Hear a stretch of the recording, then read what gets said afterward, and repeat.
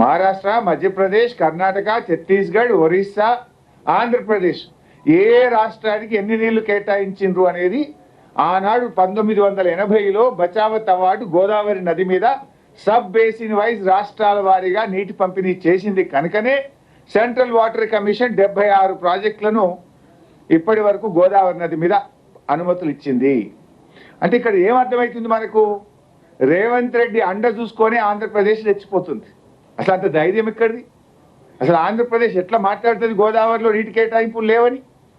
అంటే ఇక్కడ మాకు మా ఏజెంట్, ఆంధ్రప్రదేశ్ ఏజెంట్ రేవంత్ రెడ్డి ఉన్నాడు, ఏం మాట్లాడినా చెల్లుతుందని చెప్పి ఇలా ఆంధ్రప్రదేశ్ రెచ్చిపోతా ఉంది.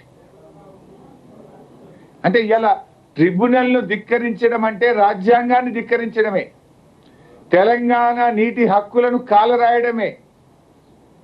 ఈ చేతగాని ముఖ్యమంత్రి చర్యల వల్ల ఇవాళ రాష్ట్రానికి నష్టం జరుగుతూ ఉంది. ఇది నేను చెప్తున్నది లైవ్ ఎగ్జాంపుల్. ఇది అసలు గోదావరిలో మన నీటి హక్కులను కాలరాసే విధంగా మినిట్స్ వస్తే ఎందుకు ఈ ముఖ్యమంత్రి మౌనంగా ఉన్నాడు? అయితే నిజంగా నీటి హక్కులు ఉన్నాయా లేవా, నేను ఇంకా 2 మంచి పాయింట్స్ చూపిస్తాను మీకు. ఇది బీఆర్ఎస్ ప్రభుత్వం అధికారంలో ఉన్నప్పుడు సీతారామ లిఫ్ట్ ఇరిగేషన్ ప్రాజెక్టుకు మేము అనుమతులు తెచ్చినాం. ఇది తెచ్చినప్పుడు ఇలా క్వాంటిఫై చేసిండ్రు, ఆంధ్రప్రదేశ్కి ఎన్ని నీళ్లు, తెలంగాణకి ఎన్ని నీళ్లు అని చెప్పి సీతారామ ఎత్తిపోతల పథకానికి అనుమతి తెచ్చినప్పుడు మేము చాలా జాగ్రత్తగా ఆ రోజు సిడబ్ల్యూసిలో ఒత్తిడి పెట్టి దీని అనుమతి తెచ్చేటప్పుడు రాయించినాం ఆంధ్రప్రదేశ్కి ఎన్ని నీళ్లు.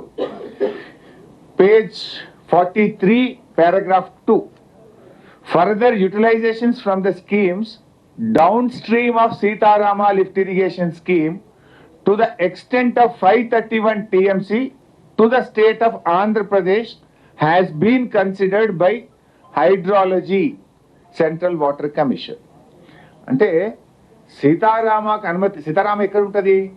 భద్రాచలం దగ్గర. ఇక దాని కింద ఆంధ్రప్రదేశే. సీతారామ తర్వాత ఇక తెలంగాణ ఉండదు, దాని కింద ఆంధ్రప్రదేశే. సీతారామ ప్రాజెక్టుకు అనుమతి ఇచ్చేటప్పుడు డౌన్ స్ట్రీమ్ ఆఫ్ సీతారామ అంటే సీతారామ కింద ఆంధ్రప్రదేశ్కు చెందాల్సిన 531 టీఎంసీలను దృష్టిలో పెట్టుకొని మేము సీతారామకు అనుమతిస్తున్నాము. అంటే ఏం తెలిసిండ్రు? ఆంధ్రప్రదేశ్కు 531 అని సెంట్రల్ వాటర్ కమిషన్ తేల్చిందా?